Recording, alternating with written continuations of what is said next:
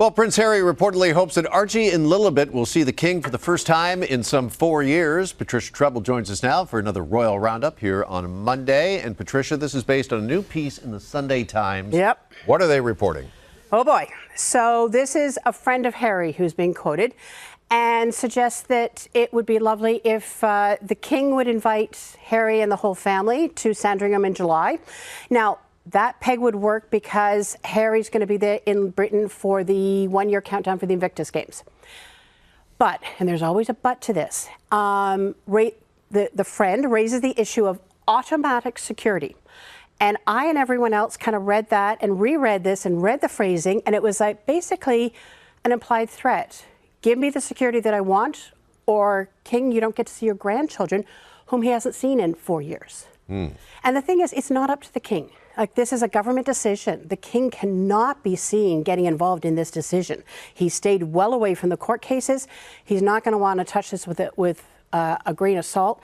And so I think it's a bit of a mess. I think this was an overreach, a push from the Harry camp, and I think it's going to rebound. Would he not have some sort of influence, the king, with back channels or something? If Possibly, he said, listen, I really yes. want to see my grandkids? Exactly, possibly. I mean, you know, he pays privately for security for Andrew and stuff like that.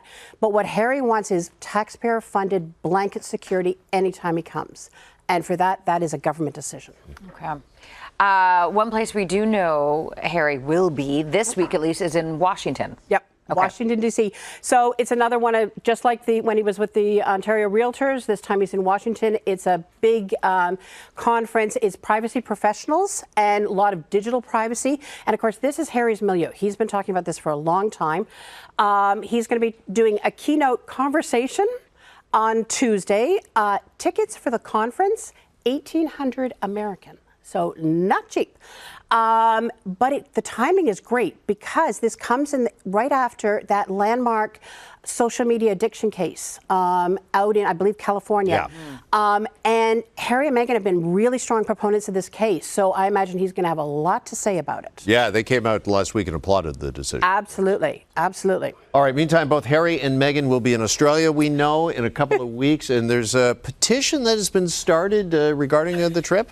This is something. So I'm going to say the Australians are not exactly rolling out the welcome carpet. So 2018, when they were there, it was just massive crowds, not so much this time. This is an online change.org petition to not have taxpayer funding or government support for the trip.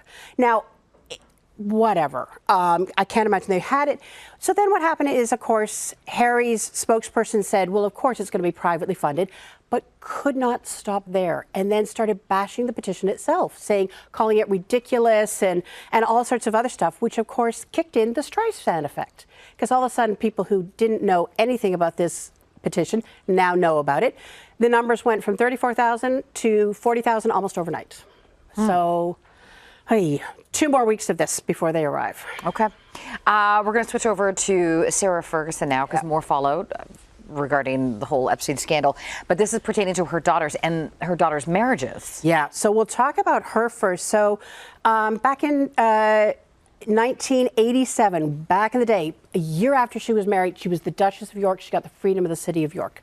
And what the city giveth, the city taketh away, especially when it comes to the Epstein scandal. So Andrew lost his a few years ago, and a few days ago, they took it away from Sarah. I don't think she's concerned about that. She's concerned about her daughter's marriages. There are consistent stories coming out of Britain that the marriages are really under massive stress. And one can understand because their names are in a lot of the emails. They were helping their parents and stuff like that.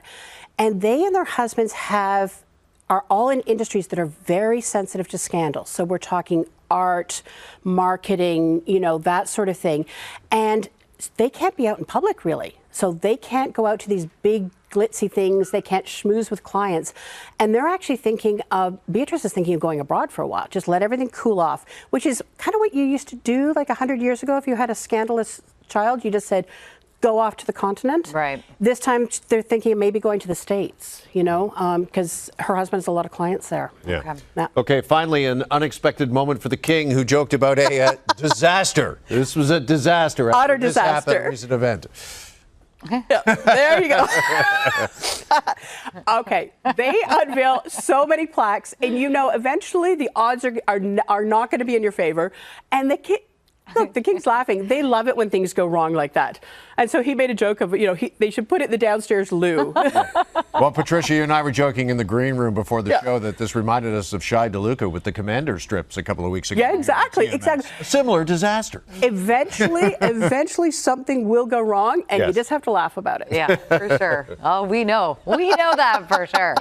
Thank you, Patricia. You're welcome.